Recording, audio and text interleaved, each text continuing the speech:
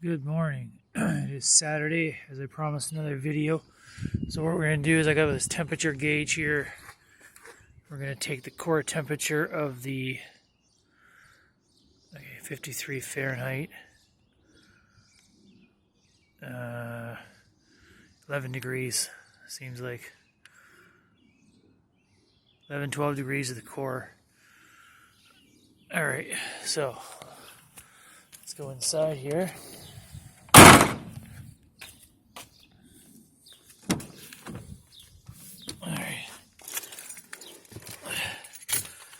So here we go. Just a little recap before I put the key in. Recap the first video I had made, day one. It cranked and cranked and cranked and cranked. Finally started up, sputtered. Second day, surprisingly, I primed it 3 times and it fired up. But it's sporadic, it's hit and miss, so I don't know. So here we go. 1 prime, and I'm gonna try it. Holding, back it off. Okay, so that's actually 2 clicks forward. There we go.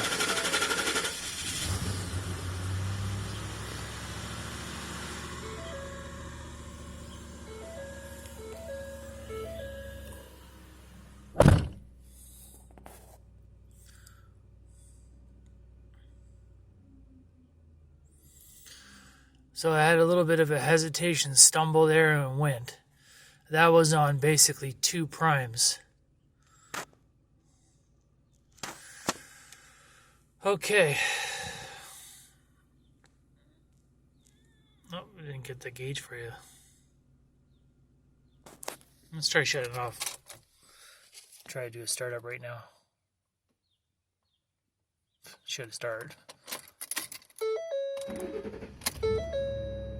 Yeah. Seems a little rough. I don't know. So, that's weird. Tomorrow I'm going to wait till 12 o'clock lunchtime. Wait for it to warm up even more. But no, she's idling. Actually, today I have I'm waiting for an Amazon delivery. You know what it is? You know why the truck's doing this on startup? It's got a tire pressure sensor fault. Okay, let's get real. I actually have an Amazon delivery coming today. It's called that Blue Driver. I've watched a lot of videos, and I was kind of sold on it, so it seemed kind of interesting. Gives you a lot of that live data, so I'm going to plug her in and see if it can pick up any of this stuff. We will get to the bottom of this, why it's doing it. There's no reason for it. This truck has 180,000 kilometers, 86,000 kilometers, 186,000 kilometers to be exact. There's really no reason why it should do that. It runs beautifully. So it's either fuel pump pickup, which would kind of make sense, because if you prime it a couple times, or if you think about this logically, it's wanting gas. So when you go to start it, it's wanting that fuel and it's not getting it. Or, this is my first scenario, so it's wanting gas, it's not getting it because of a clogged fuel filter. Now, I know Ford says that you don't have to change the fuel filters on these because they're a lifetime fuel filter, which I think is a bunch of baloney. But what it is, if you actually Googled the fuel sender unit, or the whole pump for this truck, it's just like a little, I don't know how to explain it. You can see it. It's like a little bad filter. I mean, it's got to clog up. Got to get debris in it.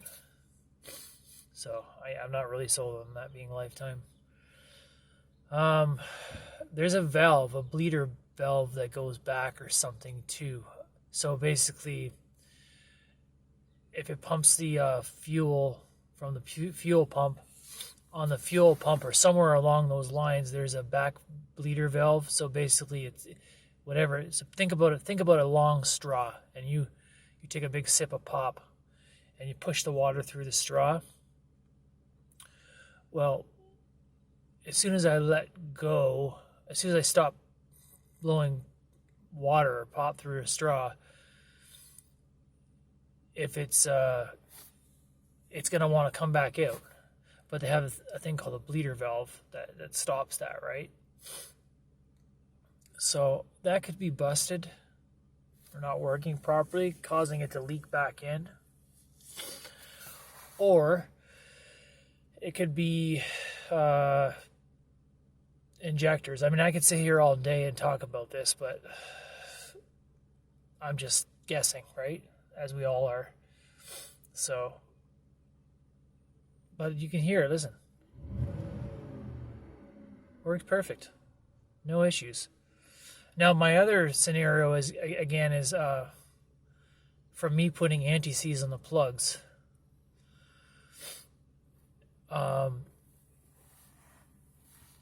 Like I said, I put a lot of anti-seize in the plugs. Did I paint the electrode in it? No. I only put it on the threads, but I did put a liberal amount. So I'm wondering if somehow it would be heating up when you're driving, and then when you shut the car off, it kind of leaks a little bit down. I don't think so. I really don't think so. I think that stuff will just burn off. It would be a matter of time, and this has been consistent over and over again. I think if you had a little bit of anti-seize on a plug first time around, I think it would probably just burn off, and that would be it. So, and it wouldn't run. I don't think it would run very well if that was the issue, because any kind of leak down would indicate incorrect torque value on your spark plugs. It would let a reverse vacuum. I'm just rambling on, thinking out loud. Anyways, so this is what we got today. We got a crank, hesitation, finally fired up. So when I get the blue driver later, I'm going to plug her in, see if I can find any kind of data that's stored. I don't know yet. I've still yet to tinker around with this new thing. So we'll check that out. And then tomorrow, Sunday, we're going to hook up the blue driver and we're going to fire it up. I think we're going to do the first fire up at lunchtime. Should be pretty warm then. Let's get this figured out. All right. Oh, on another note too, I forgot to mention this. I took the MAF sensor out and sprayed it. I didn't use mass air flow cleaner. I just used brake clean. I think they're pretty similar. Some argue that it's different. Some say just use it. It's fine, but I don't know. I did use it. I'm guilty of using it. I ordered a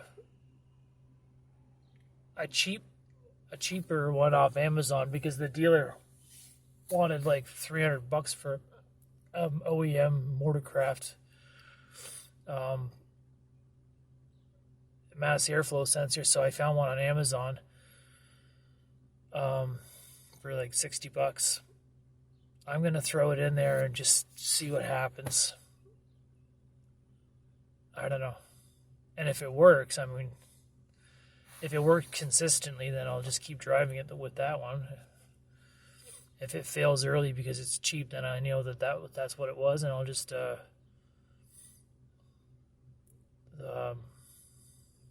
buy the OEM one. If it fails horribly from the start, then I'll just send it back. That's why we have Amazon. Anyways, I hope you enjoyed this video, and we'll chat later.